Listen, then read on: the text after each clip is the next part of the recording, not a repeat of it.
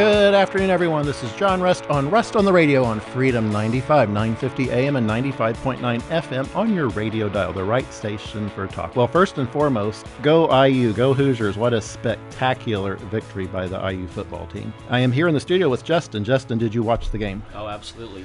What a thrilling game. That was a historical win. When was the last time a team has went all season undefeated? The specific win-loss record of 16-0, the last team to win 16 games in a season to be undefeated was Yale back in, I believe, 1894. So it's a pretty awesome season. Fantastic job by the IU football team. Just amazing. It's going to be an awesome movie someday. Yes, absolutely. You know, I was talking to my mom about that, folks. My mom's 91 years old. Over Christmas, we watched Hoosiers together, and she loved that movie. We have a neighbor who actually played against Milan during the regular season.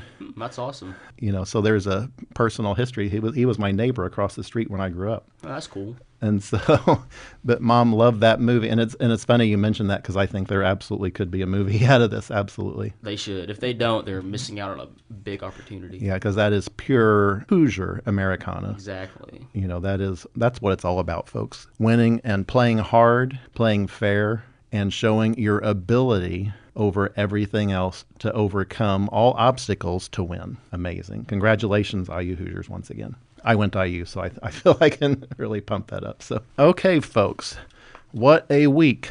My gosh. So, folks, in other news this past week, redistricting has come front and center again in Virginia and now Maryland. So if you recall, it was talked about here in the state of Indiana, we're not going to redistrict because we have a gentleman's agreement with state of Maryland to not redistrict, and they won't either because we're both going to play nice, quote unquote. Well, folks, after Indiana voted to not redistrict, state of Maryland completely reneged on that agreement and now has announced they are going to eliminate their Republican House member and have a pure 8-0, I believe, Democratic delegation. And they're teeing that up to vote on it right now, you know, after Indiana unfortunately got played. So it makes you wonder, is the state GOP really Democrat?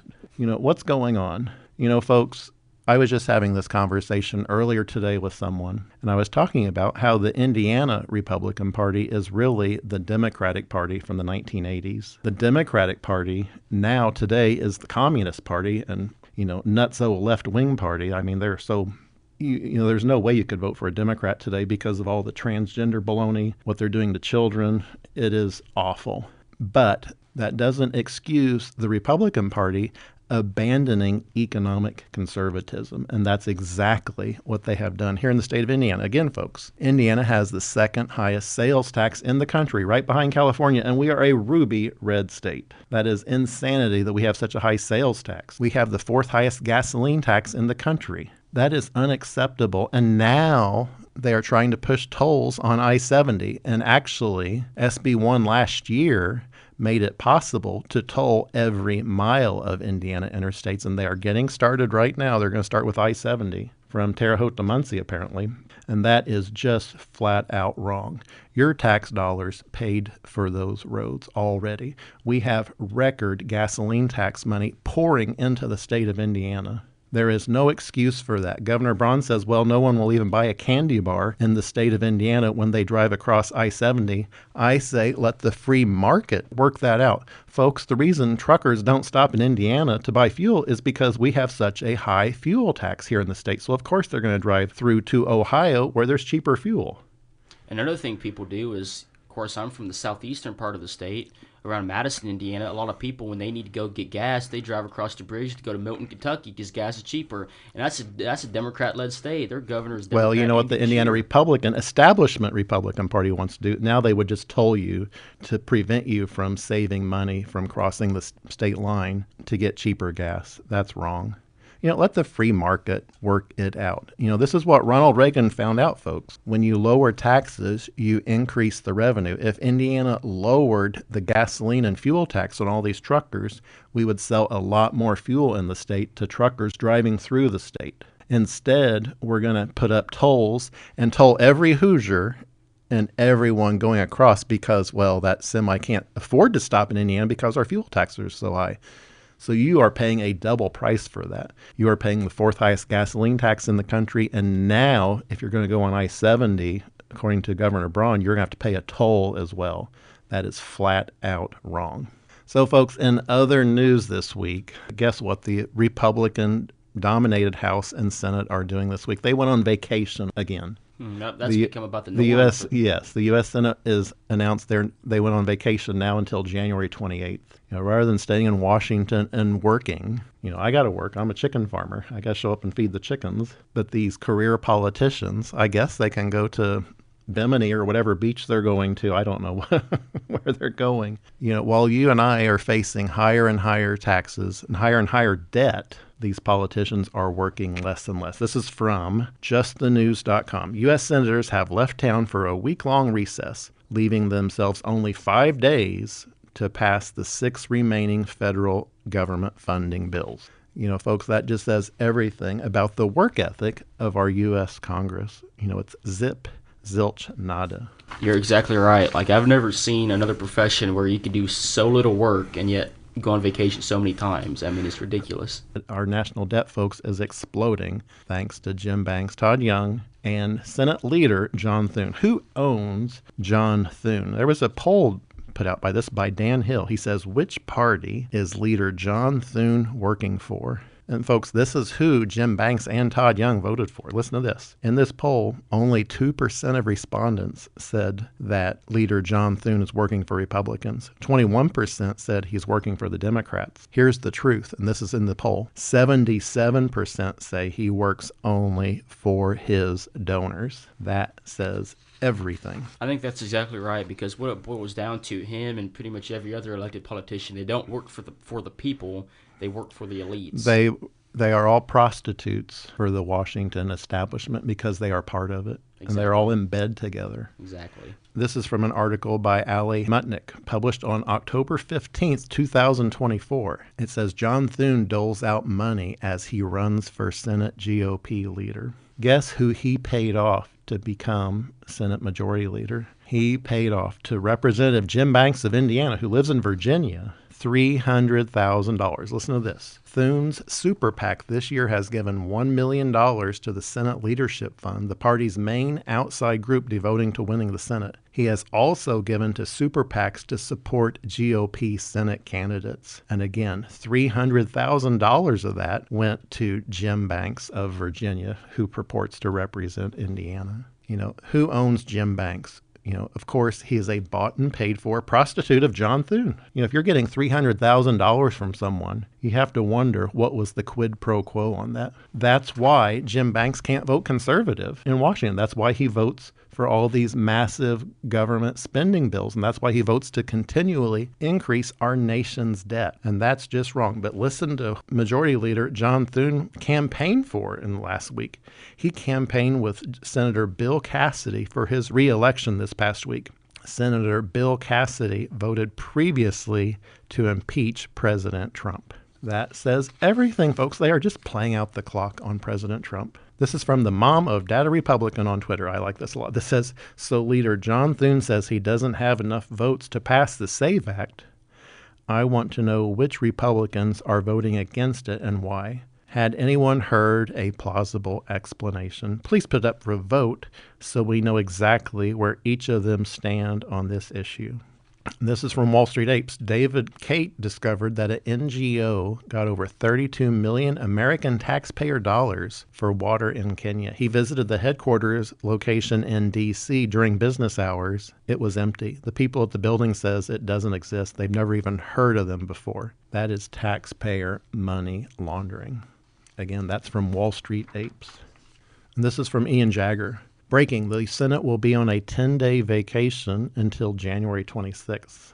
They have still yet to pass any meaningful legislation, including the SAVE Act, a measure to prevent illegal immigrants from voting in elections. This is from Matt Van Swall. Honestly, I had to do a double take on this one. This is the House of Representatives 2026 calendar of session end days. And he shows this calendar, folks. Did you know that, for instance, in August, the House will only be in session one single day?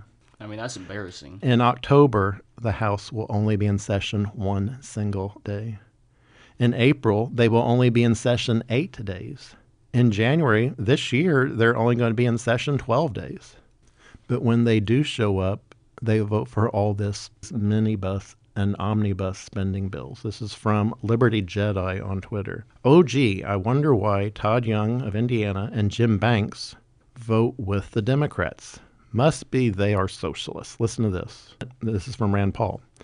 The Senate just passed a bloated $176 billion, with a B, billion-dollar mini spending bill by a vote of 82 to 15. 46 Republicans joined Democrats after promising they'd rein in Washington's reckless spending.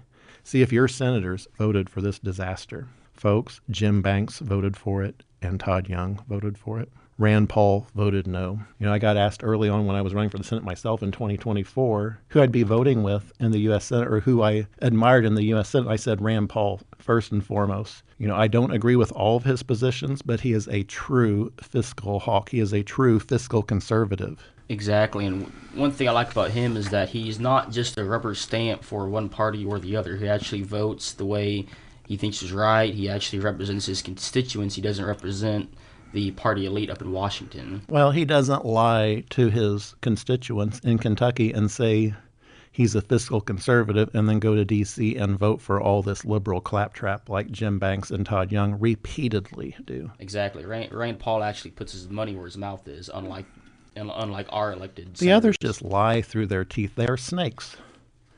You know, and in this minibus that was just voted on, this is from Oilfield Rando, sleight of hand in the State Department minibus. Funding for the State Department Migration and Refugee Assistance NGO slush fund has been zeroed, but the funding has been shifted to international humanitarian assistance. Funding that goes from $0 in 2025 is going to $5 billion, with a B, billion dollars in 2026. Folks, we're out of time for this segment, but when we come back, imagine you own a company and there is a division of your company that has failed its audit 8 years in a row. When we come back, we're going to get into this division and how it spends over $1 trillion a year, but they can't tell you where the money is going. Every year they ask for more money, and every year they can't account for it. Folks, this is John Rust. When we come back, we'll get right back into this. This is John Rust on the Radio.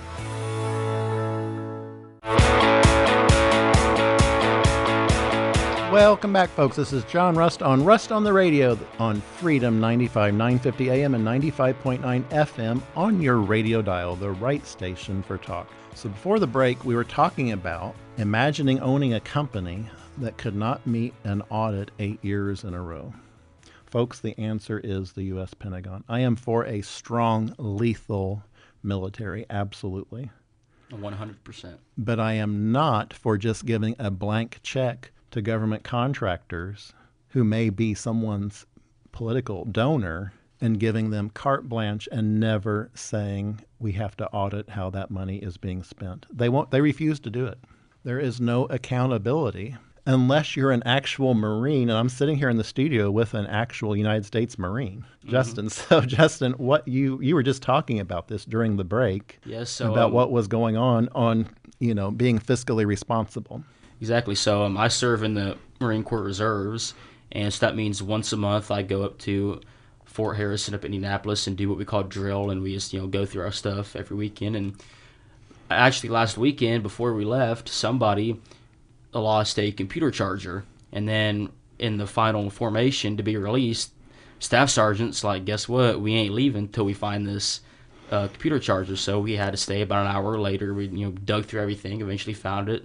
Okay, good to go. We was able to leave. But that's the way the military is. And anybody who's been in the military at the ground level, exactly, you have to. The rubber has to meet the road. Exactly. You're like, you mentioned accountability is like one of the main things that they drill into your head. And so, and it's just ironic in such a bad way, and it's disgraceful that a place like the Pentagon has failed the audits year after year. Well, for the bigwigs. Exactly. For the big donors. Exactly. And see, that's where the difference and for the is. U.S. Senate, they have no accountability. They just go on vacation. They pass Joe Biden levels of spending as Republicans and say, oh, that's conservative, and then they walk out the door and hit the beach somewhere. And that's just hogwash. Exactly, and that's exactly why the Pentagon fails these audits, because it's not actual service members in that building. It's just a bunch of closet politicians in there.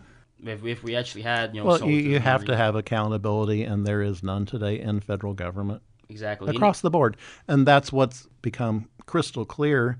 Just look at all the Somali welfare fraud in the state of Minnesota, and it's happening all across the United States. There has been no accountability from Washington. They just write blank checks, voted for by Jim Banks and Todd Young, but there's never accountability. They'll send out harshly worded letters saying, oh, this is bad, you should do XYZ, but then they will just repeatedly vote to fund more and more of it Exactly. without actually doing anything about it.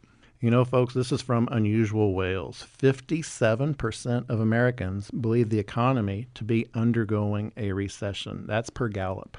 That is an incredible figure. All the politicians are talking about how everything's wonderful right now, but it's hogwash. Look at what the national debt is doing to our economy. It is causing inflation to just skyrocket. Exactly, and the reason why this is so bad is because it'd be one thing if this was, back in the Biden days when it was a Democrat-controlled White House, Democrat Senate, and Democrat House. But guess what? We've got a Republican in the White House and a Republican in House of Representatives. It's like this is Exactly. It's 100% Republican controlled, and they are spending like liberal Democrats because they are liberal Democrats, at least on spending. They are fiscally liberals. That is pure and simple, unacceptable for what's happening to our economy because, folks, all this national debt has a massive price consequence when you go to the grocery store. Listen to this. This is from the Kobaisi letter on Twitter. Breaking. November PPI inflation rises to 3%, above expectations of 2.7%. Core PPI inflation, producer price index inflation, rises to 3%. Producer price inflation is now at its highest level since July of 2025. And folks, you see this. This is from Charlie Biello on Twitter. Price changes over last year. Gas utilities up 10.8%. Fuel oil up 7.4%. Electricity up 6.7%. Food away from home up 4.1%. Medical care up 3.5%. Shelter, that's housing, is up 3.2%. That is all directly related to how the dollar is worth less and less every day because of the massive government debt. I mean, fiscal conservatism is almost extinct nowadays in our elected politicians. And it it's is sad. destroying the middle class. Listen to this. This is from the Kobaisi letter again. U.S. workers are taking home less of what they produce than ever before. U.S. labor now reflects 53.8% of the United States gross domestic product. That is lowest since data began in 1947. This metric shows how much of the economic output goes to workers through wages, salaries, bonuses, and benefits. Since 2001, this percentage has declined negative 10 points. That is unacceptable. This means workers are producing more. The American worker is getting squeezed. You know, who all this is going to is to Mark Zuckerberg, and Jeff Bezos. And who is clinking champagne glasses with Mark Zuckerberg? Of course, Jim Banks of Virginia. Best buddies with Mark Zuckerberg. Well, he at least likes to drink champagne with him. You know, folks, this is a number that's just going to shock you. In 1955, the median working American made 94.3 ounces of gold per year.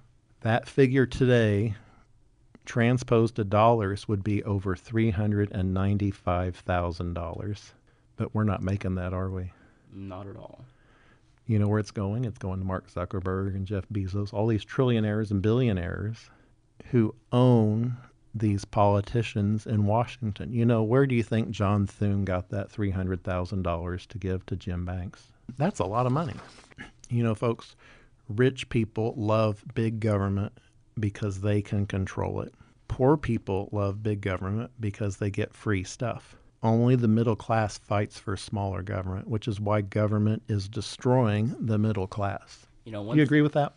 100% I do, and I think a lot of what it boils down to is you've said this phrase many times before that, as a farmer, you know that you have to be able to live within your means, and like anybody in the middle class, knows that you have to be able to live within your means. And these big politicians, again, they get all this money from these billionaires. They don't live within their means. All they do is spend, spend, spend, spend, and they print more and more and more money, and that just dilutes the value of the dollar, and that's why we see all this inflation. Well, and it's killing the economy. Listen to this. This is again from the Kobayashi letter. This is concerning. U.S. job numbers have been revised down in all the 11 months in 2025 by a total of negative 624,000 jobs. In other words, each jobs report last year was revised down by an average of negative less 56,000 jobs. On Friday, November's job report was revised down negative 8,000. The politicians aren't talking about that number, are they? Absolutely not, because at the end of the day, they don't care. They don't care, and that's why they don't care about passing election laws in the U.S. Senate. This is from Gunther Eagleman, trademark on Twitter. Do you follow him? Yeah, not a whole lot, but I see him every once in a while. I like some of what he posts. He says, how dumb is it that we can't pass secure voting laws when we have the House, Senate, and the presidency? Elon Musk responded, suicidally dumb. That's what it is, folks. It's suicide. When the GOP loses the midterms in a landslide, understand this is exactly what they want.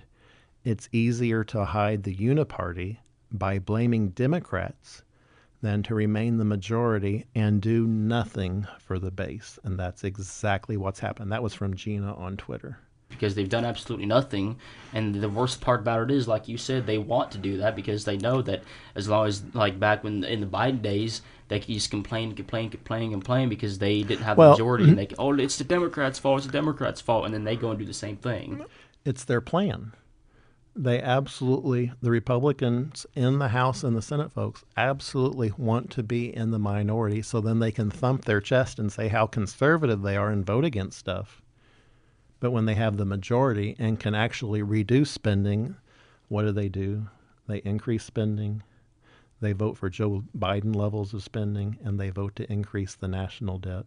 And they don't like being called out on it, but it's the truth. I always say, speak the truth and shame the devil. And they're saying, well, John Rust, how can you attack those Republicans in Washington, D.C. for spending so much money? Well, they are. And they admit it. They vote for it. And they hide behind these minuscule cuts and trumpet that in their radio ads. But the fact of the matter is, when Jim Banks and Todd Young went to Congress in 2018, your share of the national debt was just $170,000 as a taxpayer. That number has ballooned. It was $170,000 once again in 2018. Most of last year, it was about $320,000 per taxpayer. Folks, I don't know what happened in December, but guess what? Your share of the national debt skyrocketed in just 1 month because of all these votes that Jim Banks and Todd Young and Aaron Hounshin and Jefferson Shreve voted yes for to increase the national debt ceiling. It went up over $25,000 for you as a taxpayer in just 1 month. Now, your share of the national debt as a taxpayer is $355,000 per taxpayer.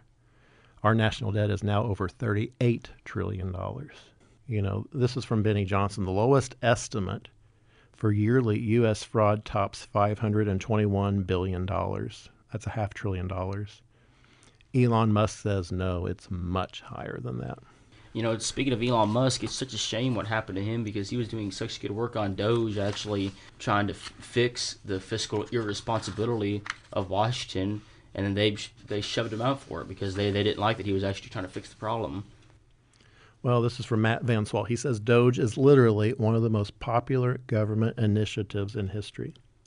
73% of all Americans say they support cutting government waste. Trump brought in, the smartest man on earth to do it, Elon Musk, and the left destroyed Elon for it. And the GOP won't even vote on it. They voted for only $9 billion in cuts after Elon Musk identified at least $500 billion, and he was on a path to identify $2 trillion in wasteful government spending.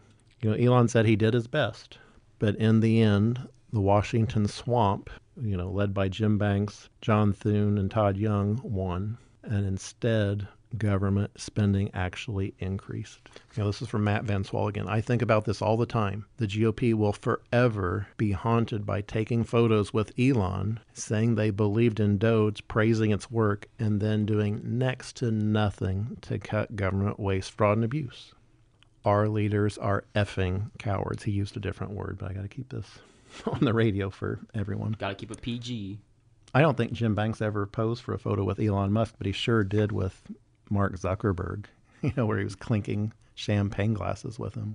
And it's all about just having their careers in Washington, where they lie in Indiana, and then they have their cushy career with great pay in Washington, D.C., where they only have to work a few days a week. Exactly. If that. So, folks, when we come back, Virginia's Jim Banks, who purports to represent the state of Indiana, the U.S. Senate, voted to double Afghan immigration to places like Dearborn, and indeed here in southern Indiana, where Camp Atterbury was used to assimilate Afghan immigrants into Indiana. Folks, we're going to get into this when we come right back. This is John Rust on the Radio.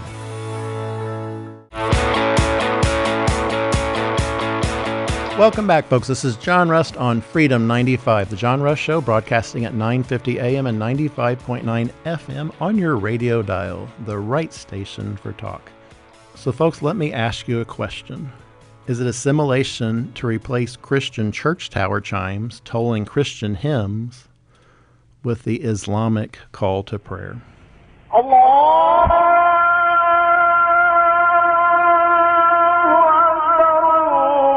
What you're listening to is the Islamic call to prayer being broadcast now every morning in Dearborn, Michigan, of all places.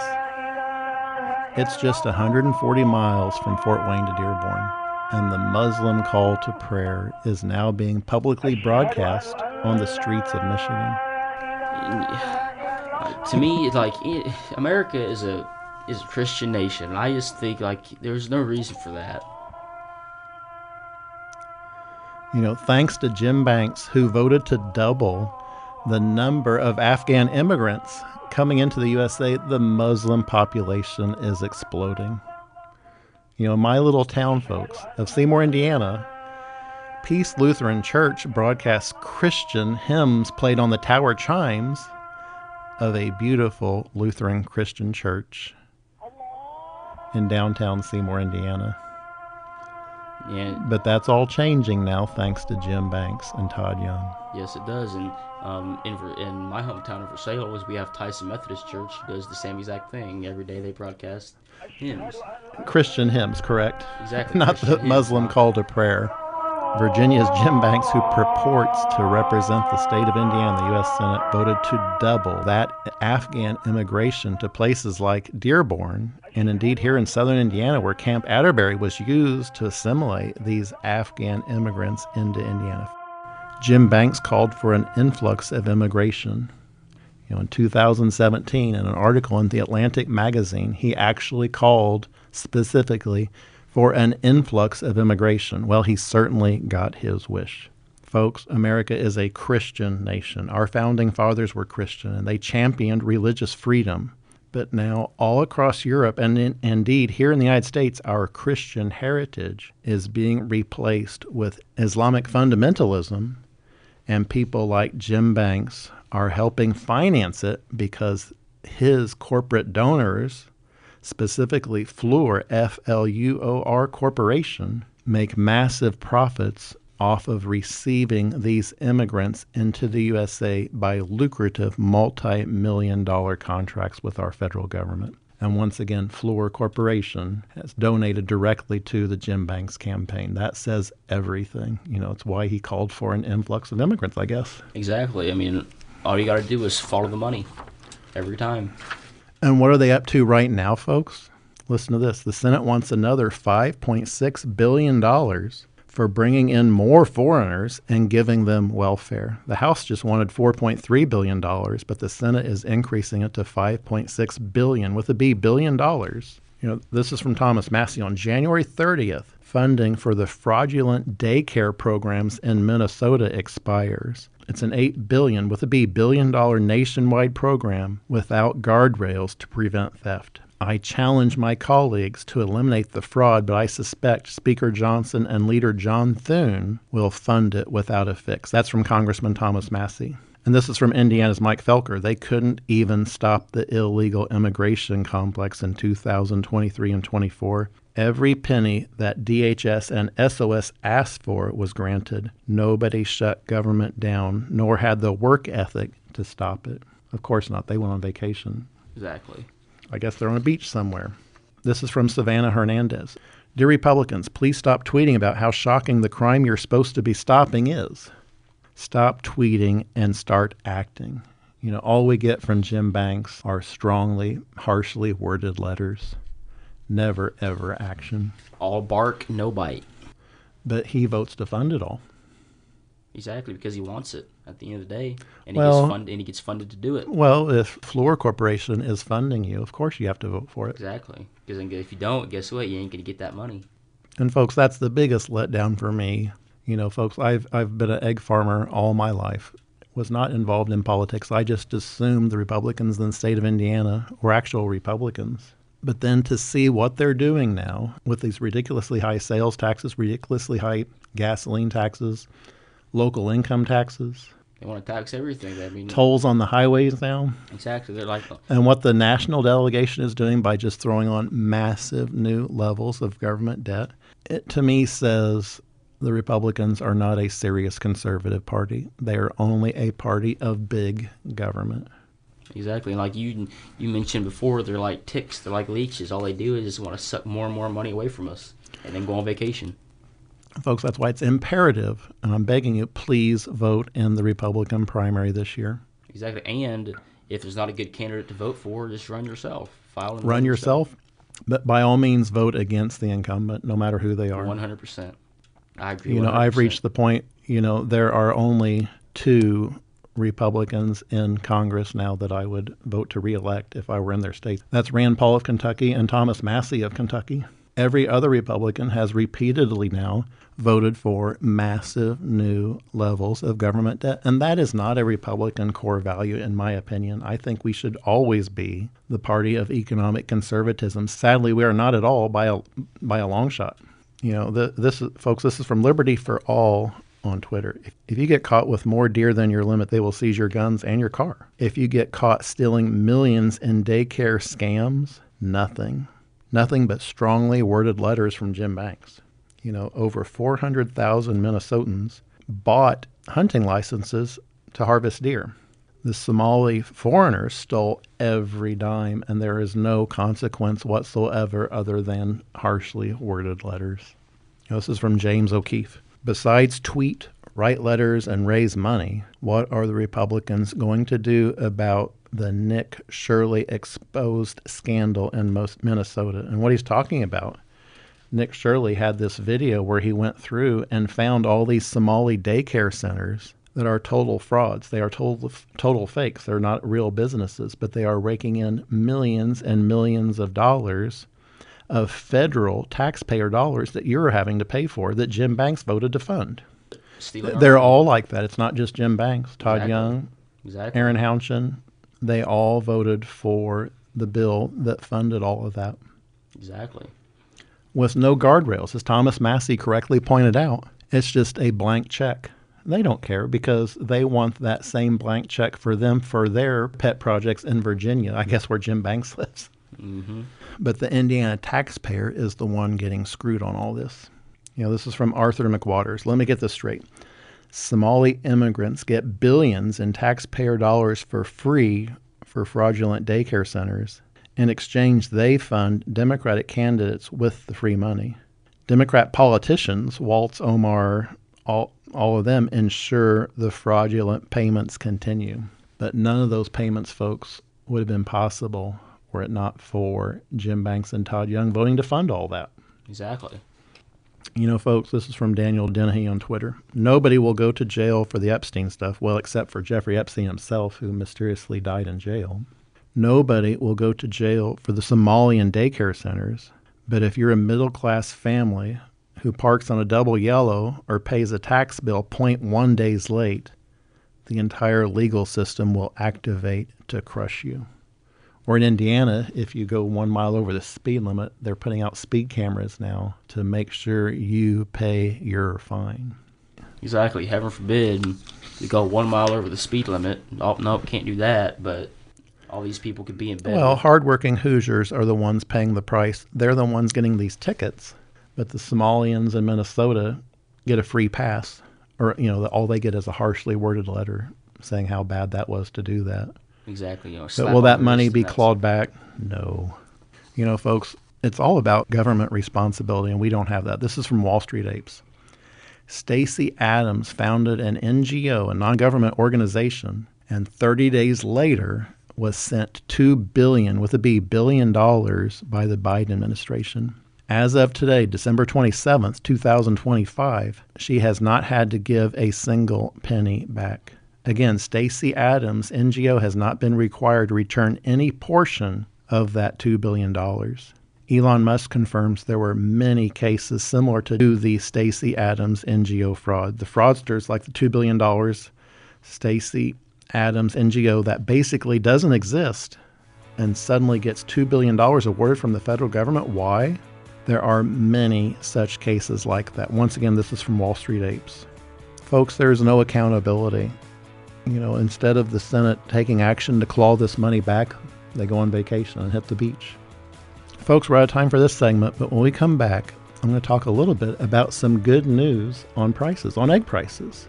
So stay tuned. This is John Rust on the Radio.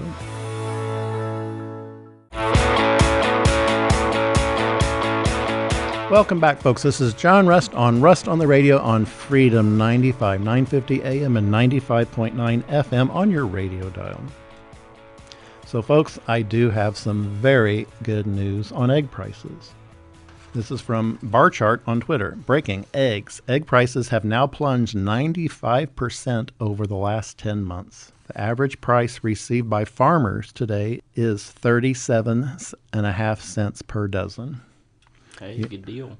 Well, folks, I'm an egg farmer. I know it costs about $1.75 to produce a dozen eggs, but today we're only getting, nearly 40 cents. So we're losing money on it, but that's okay, folks. That's the free market at work. You're not hearing anyone complain about it because that's just how farmers do it. We know that sometimes prices are high and sometimes prices are low, but it's wonderful news for consumers today, and I rejoice in that. It's truly fantastic news. And what's happened, folks, the reason for that is the free market has worked that out, not anything else. And now the price is under 38 cents a dozen, according to Bar Chart. And again, folks, that's a wonderful thing. I absolutely love the free market. And I was talking to folks on the farm about this, and they're like, well, this is bad because the egg market's bad. And I was like, no, that's just how the market works. And what I specifically love about having free market capitalism in the egg business is having low egg prices keeps us efficient. It means we have to be efficient to survive, to provide low-cost eggs for our customers. That's the free market at work. Eventually Aldi will probably get into an egg price war with Walmart, and that's a wonderful thing too. I was talking about this again on the farm this week. What will happen, folks, with egg prices being so low, you're going to see some incredible sales on eggs coming up. Again, it's a wonderful thing, and eggs are such a delicious food. So I wanted to give some good news on that, Justin. It's nice that we can be providing such an economical bargain for consumers. Again, we're getting less than 40 cents a dozen today, and that's okay. That's the free market at work. Exactly. The free market is a beautiful thing, isn't it? And at the end of the day, it's nice to be able to, and it's fun to be able to rejoice about some good news in today's day and age. And it seems like everything is negative. When you get something that's positive, it's nice to be able to just sit back, like, hey, that's a good thing. So go out and make a ham and cheese omelet or scrambled eggs. I love scrambled eggs or eggs over easy. Just a delicious, wonderful food, and now economical, or will be soon. Hopefully the retail price will begin to reflect that very shortly. The free market always wins out. And that's why I've always been a Republican, because I believe in free market capitalism. Because in the end, it keeps producers efficient. We have to work for a living. Our chickens have to work for a living. We have to produce a product that consumers will pay a fair price for. And that's what the market works out. And that's why I don't like government intervention and price controls. And folks, this is why I disagree with Washington on what they're wanting to do now to allow 401k withdrawals to help fund your housing. Listen to this. Washington to unveil a plan allowing home buyers to use 401k funds for down payments on their house. This is from Daniel Horowitz. The goal should be to bring down prices, not to try to enable people to pay for unsustainable prices. Let me reiterate, egg prices went down, letting the free market on its own work its way out. The same should absolutely apply to home prices. Fine. The answer is not a 15-year car loan Exactly. to buy a new car. The answer is to let the free market work out to where car prices are actually to where people can afford them. Exactly. Rather than keeping prices artificially high. Folks, the real problem, again, is wages are not keeping up with inflation. The fix to this is to have a dollar that is not being printed out of existence by people like Todd Young and Jim Banks. Exactly. I like that phrase there, because that's what's going to happen. If we just keep printing and printing more money, it's just going to keep diluting the value. Before you know it's going to be broke. No man or woman should have to work for money another man can print. Let me repeat that, folks. No person should have to work for a dollar another person can just print more of. And that's what's happening today. We're going to work. We're feeding our chickens. You're working your job for dollars, unfortunately, that are being printed out of existence by Washington, D.C., and that is cratering the American economy. Well, Jim Banks and Todd Young are repeatedly voting for more and more government debt, for Joe Biden levels of government spending. Well, Jim Banks is praising Zohan Mandami, the mayor of New York City, for being elected because it might be good for Indiana. Well, it's awful for Indiana. We shouldn't be electing socialists anywhere in the United States. Listen to what Zohran Mandami is up to. His advisors plan for socialized housing. Housing will be owned by a collective, and everyone will be paying 30% of their income in order to live in their housing. If someone makes $0 per year, they live free. If someone makes $500,000 per year, they're paying 30% of that. That's who Jim Banks is praising. Again, folks, we have to have the free market at work. In my opinion, any so-called Republican who wants to praise someone like Mayor Mamdani of New York isn't a true Republican. Well, and remember again, he voted for the law that doubled the number of Afghan immigrants coming into the United States. This is from Carolyn Levitt on Twitter, folks. Afghan refugees in Texas want to ban Americans from eating pork and drinking beer because Allah has decided so. This is what Jim Banks and Todd Young are pushing on Indiana by voting for the law that has massively increased the number of Afghan immigrants into the United States. The only word that comes to my mind is insanity, is what it is. Pure insanity. Well, folks, I have a flyer in front of me, and it's printed in Canada, so it's not the United States yet, but this is what's coming. It says, "Please be courteous to your Muslim neighbors. Many Muslims live in this area, and dogs are considered filthy in Islam. Please keep your dogs on a leash and away from the Muslims who live in this community." This is from the city of Pitt Meadows in Canada. The way I look at it, it's like if you're a Muslim and okay, yeah, you have the right to You have to assimilate to the United States. Exactly. You can't make the United States assimilate to Islam. Exactly. If you're not a fan of dogs, okay, that's fine. There's nothing wrong with that. But you can't be going out here and saying, "Oh no, you got to keep your dogs over here because I don't like them." And it's the same thing when we was talking about earlier about the Islamic prayer being played. It's like if that's your thing, that's great. But you can't be saying, "Oh no, you need to play this in this area because I like it or because we like it." Well, that's coming, and that's only 140 miles from Fort Wayne, folks.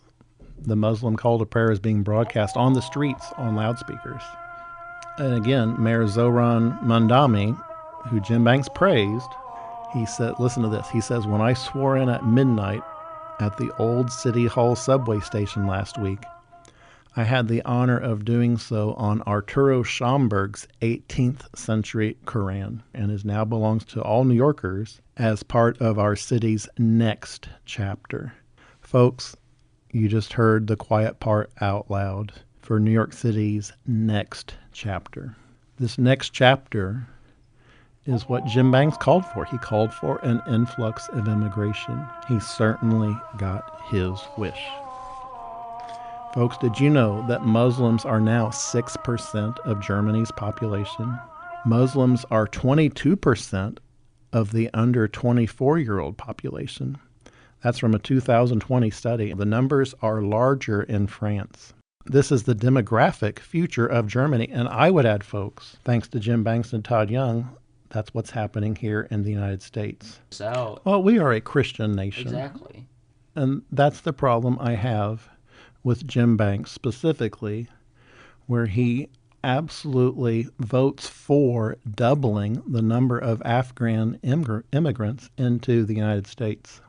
You know, if that's his principled position, but the issue is he got paid off for that vote by a direct contribution from the Fluor Corporation.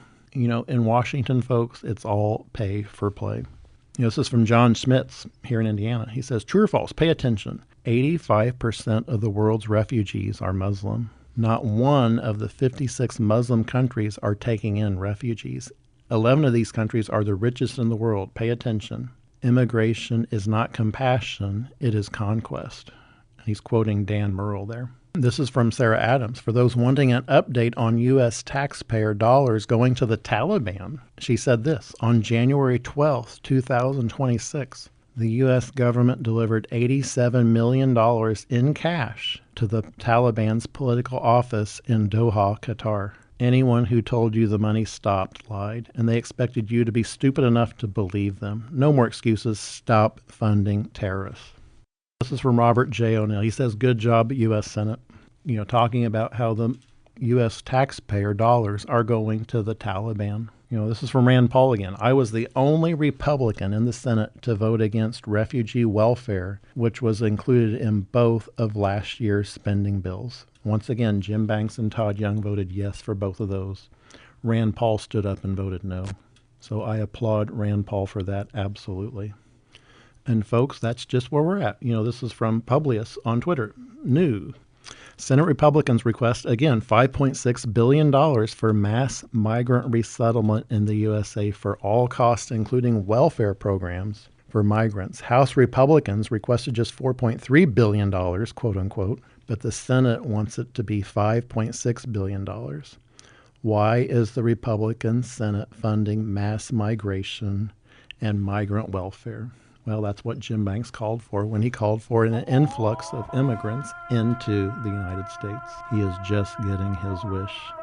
So, folks, we'll be revisiting this issue again in a future episode because it's only getting worse and worse. But we're out of time for this show. So I'm going to close with my father's favorite Bible verse, Psalm 118, verse 24. This is the day the Lord has made. Let us rejoice and be glad in it. This is John Russ signing off. I will see you all again next week on the radio.